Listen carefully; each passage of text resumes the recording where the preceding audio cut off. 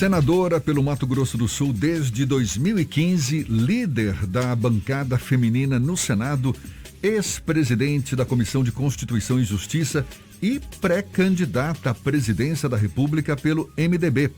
É a senadora Simone Tebet, que classifica como grave o momento atual do Brasil.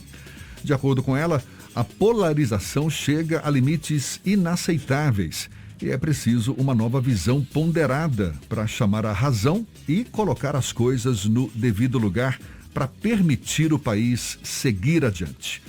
A senadora da República pelo MDB do Mato Grosso do Sul, Simone Tebet, é nossa convidada aqui no Issa Bahia. É com ela que a gente conversa agora. Seja bem-vinda, senadora. Muito obrigado por aceitar nosso convite. Um bom dia para a senhora. Bom dia, Jefferson, em seu nome, em nome do Fernando, cumprimento todos os ouvintes do Issa Bahia, agradecer imensamente o convite, já aqui fazer um pedido aqui público de desculpa ao Rodrigo, que está desde o final da CPI pedindo esse bate-papo e por conta da correria da Comissão Parlamentar de Inquérito da Pandemia, a gente não conseguiu atender. É um prazer muito grande conversar com Bahia e toda a região do Nordeste através do seu programa. Prazer tudo nosso. A senhora é um nome que aparece agora no atual cenário político eleitoral como pretendente a se tornar uma terceira via na disputa pelo Palácio do Planalto. Como que a senhora espera sedimentar esse caminho, senadora? Conquistar o voto popular, uma vez que ainda aparece numa situação desconfortável do ponto de vista da preferência dos eleitores, isso com base em recentes pesquisas de intenção de voto. E por que o eleitor deve apostar em seu nome para a presidência da República? Bom, Jefferson, primeiro entender a razão porque o MDB e eu acabei aceitando o convite que ele me fez de me colocar como pré-candidata. Nós não podemos aqui tapar os olhos para a triste realidade que o Brasil está vivendo. No meio da pandemia, nesse momento mais trágico da história, dos últimos 30 anos da história do Brasil, e eu que acompanho há algum tempo política, há muito tempo, aliás, tivemos e temos um governo que não conhece o Brasil, que não conhece as nossas mazelas, que não conhece a nossa triste realidade da desigualdade social, e Bahia sofre na carne e na pele essa desigualdade. Tem um governo que não conhece o Brasil, nem as nossas mazelas e as nossas desigualdades, muito menos as nossas riquezas, a diversidade, a grandeza do nosso povo. Infelizmente, um governo que virou as costas para o Brasil no momento que ele mais precisava. Nós não precisamos nos delongar sobre esse assunto, a CPI escancarou essa triste realidade. Por outro lado, por conta disso e por conta dessa política errática do nós contra eles, do discurso do ódio, nós estamos vendo verdadeiros retrocessos, eu digo até civilizatório, né? Eu estou desconhecendo o Brasil.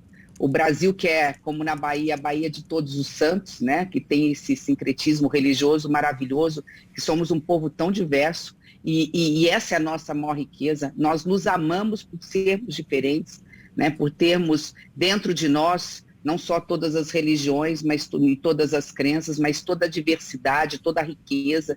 Temos aí o Velho Chico, como tem aqui no meu estado, o Rio Paraná, que através da água doce, através de todos os climas, de todos os solos, temos a capacidade de produzir 3 safras por ano. Apesar de tudo isso, temos um governo que não olha para as nossas riquezas e está matando o povo de fome. Na realidade, eu nunca vi tanta miséria e tanta fome, a não ser talvez na minha adolescência, no final dos anos 80 ou início dos anos 90.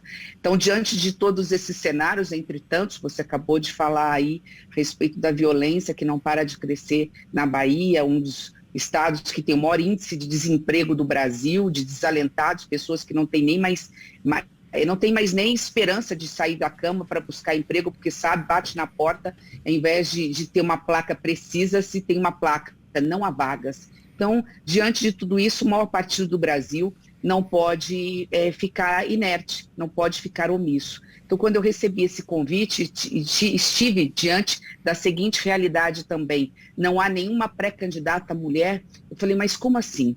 Como nesse momento em que o Brasil mais precisa falar da dor das pessoas, precisa mais discutir, resolver problemas tão tão intrínsecos para a mulher brasileira, para a mãe, como não ter a voz feminina falando o que a mulher quer, o que a mulher pensa, o que a mulher deseja para os seus filhos, para os filhos de todas as mães. Então foi uma das razões, entre tantas, que eu me coloquei como pré-candidata. E agora o caminho, Jefferson, é esse, me tornar conhecida, colocar as nossas propostas, aquilo que nós pensamos para o Brasil e quais são as saídas que temos a oferecer para esse país tão grandioso, mas ainda com um povo tão pobre e tão necessitado. É uma das razões. Como fazer, Jefferson? Andando no Brasil, conversando com as pessoas, apresentando as nossas propostas. Conforme a senhora mesma destacou, o MDB é o maior partido do Brasil e, aparentemente, a senhora não conta com o apoio unânime de todos os seus integrantes. Parece que há caciques do partido, por exemplo, do Nordeste, que flertam com o ex-presidente Lula, outros da região Sul que querem marchar com o presidente Bolsonaro. Como é que a senhora espera ter a unidade do próprio MDB em torno do seu nome? Você falou a palavra mágica. A unanimidade ninguém tem em nenhum partido, com raras exceções, né? Todos os partidos, se você for olhar, eles estão fragmentados, ainda mais um partido da grandeza do MDB. Se ele é o maior partido do Brasil, o que tem mais capilaridade, o que tem o maior número de prefeitos, de vice-prefeitos, de vereadores, se ele fosse um partido que tivesse a unanimidade em torno de um nome, ele não merecia o termo que tem na própria sigla de democrático.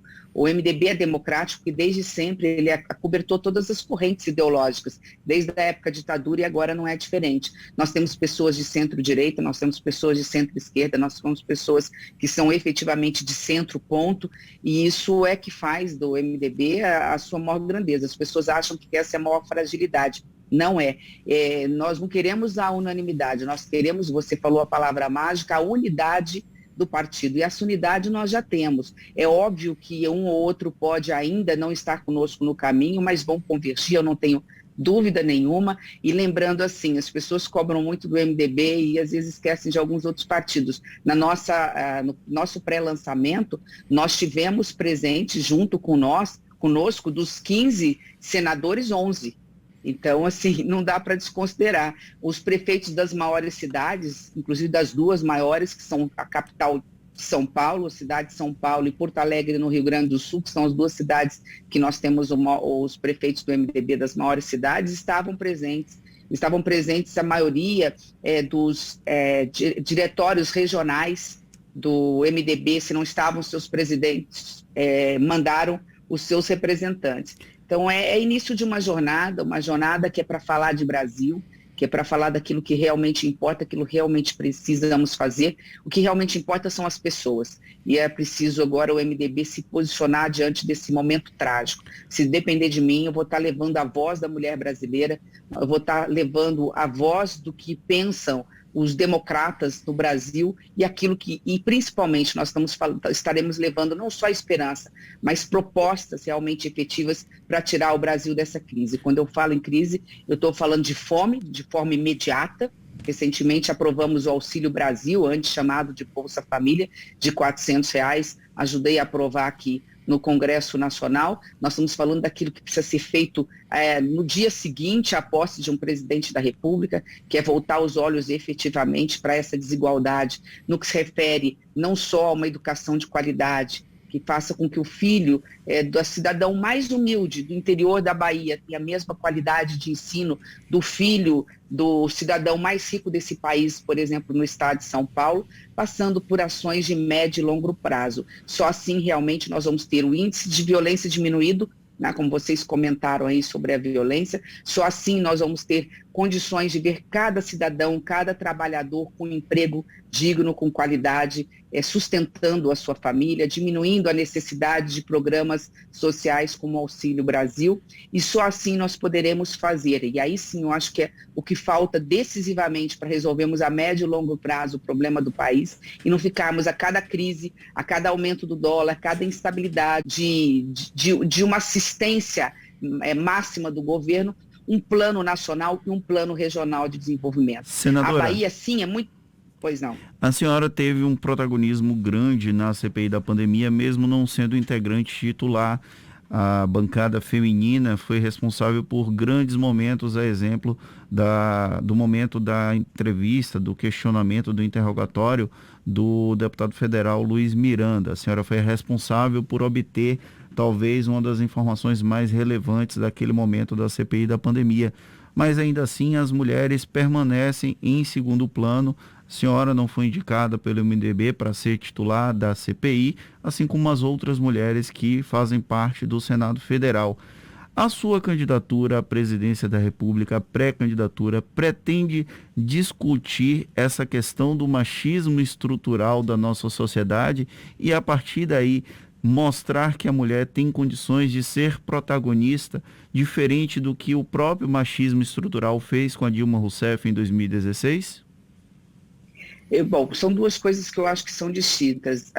Eu não espero que as pessoas votem em mim, eu sendo candidata, só pelo fato de ser mulher, mas se encontrarem em mim uma pessoa capaz, preparada para comandar os destinos do Brasil. São coisas distintas que precisam ser feitas. Mas sim, e a gente tem que reconhecer que há o machismo estrutural, como há o racismo estrutural, como infelizmente estamos tendo retrocessos no que se refere aos direitos das minorias.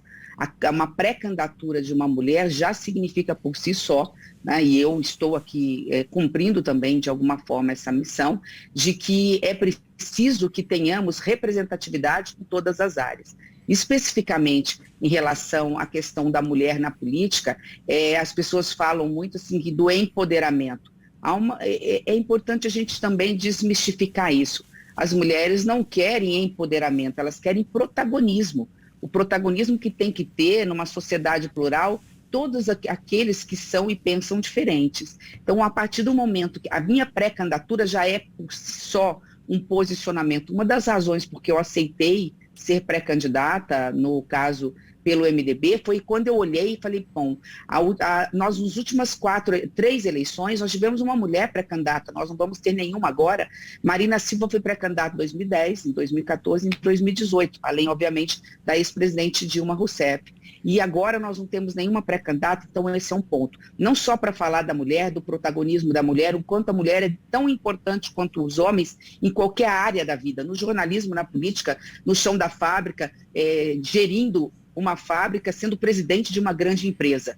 Ponto. Essa é uma realidade. Agora, não quero ser tratada diferente pelo fato de ser mulher. No caso da ex-presidente Dilma Rousseff, que, aliás, eu ajudei a votar muitos projetos, eu era senadora da República em relação a ela, quando nós fomos para um processo de impeachment, sim, nós constatamos irregularidades ali na gestão e, obviamente, teve que passar por um processo democrático de impeachment, onde se analisa não só os aspectos jurídicos, mas também políticos. É uma decisão, primeiro, jurídica, entendo os elementos jurídicos também, uma análise política de uma decisão política de se deveria ou não permanecer no cargo diante da realidade que se tinha, não só do problema econômico, do problema social que nós estamos vivendo naquele momento. Então, não sei se eu consegui responder a sua pergunta, mas sim, a minha pré-candidatura tem por trás uma necessidade também de mostrarmos para a população brasileira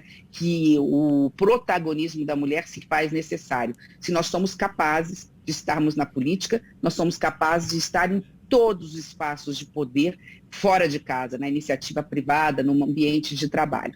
A senhora é filiada ao MDB, um partido que aqui na Bahia já teve um protagonismo muito grande e que passou por um processo de definhamento, e talvez o momento mais icônico dos últimos tempos tenha sido o bunker de 51 milhões associado ao ex-ministro Gedel Vieira Lima, um dos caciques do MDB. A senhora não teme que esse histórico do MDB relacionado a eventuais escândalos atrapalhe um processo, apesar de toda a história do MDB na luta do processo democrático que culmina com a promulgação da Constituição com Ulisses Guimarães? Se fosse assim, o ex-presidente Lula também não estaria à frente nas pesquisas, porque tem também um partido que teve sua história manchada ao longo dos anos. Não estou falando especificamente do presidente da República, eu estou falando do partido.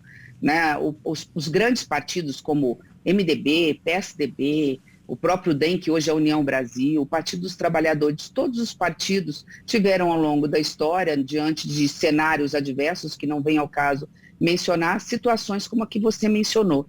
E nem por isso as pessoas carimbam os partidos ou as pessoas que fazem parte dele.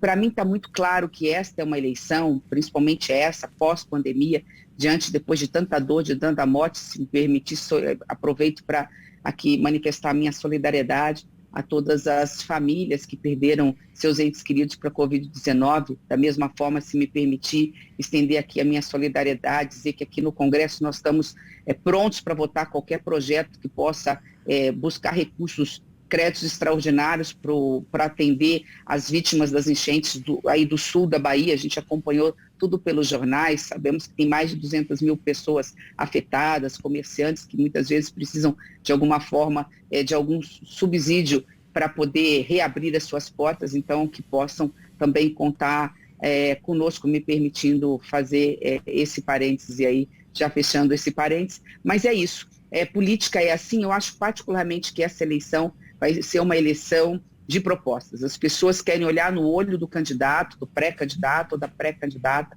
ver o que essas pessoas têm de história, de bagagem, o que elas têm a oferecer, obviamente que dentro do partido ao qual pertence. O MDB é muito maior do que os seus próprios filiados, é maior do que eu, é maior do que os seus caciques, como muita gente fala, é maior do que o seu próprio presidente nacional, que é uma pessoa que tem, com muito equilíbrio, conseguido agregar, que é o presidente Baleia Rossi. Nós temos, como você mesmo me disse, uma história que fala por nós. No momento em que o Brasil teve mesmo, uma ameaça muito forte às instituições democráticas, e ainda tem, e ela é silenciosa, o que é mais perigoso, parece aquele queijo suíço, quando você vê, está todo furado, as ameaças às instituições democráticas, ela é feita diariamente pelo governo federal que aí está. É um partido como o MDB que faz toda a diferença, e a sociedade tem esse recall muito forte. Tem no MDB o seu Porto Seguro, já que aí a Bahia tem nossa querida cidade, que eu conheço, já tive 2 vezes nesse paraíso que é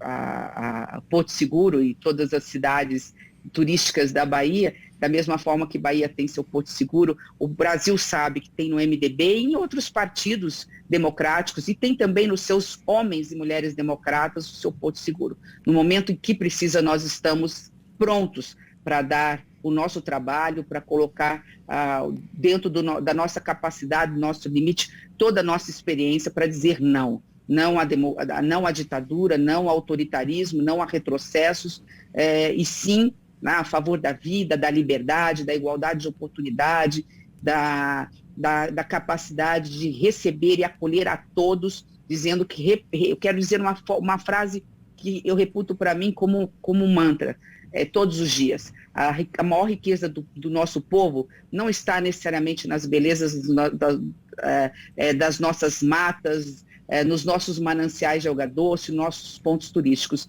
A maior riqueza do Brasil está no seu povo, especialmente na diversidade, na pluralidade da nossa gente.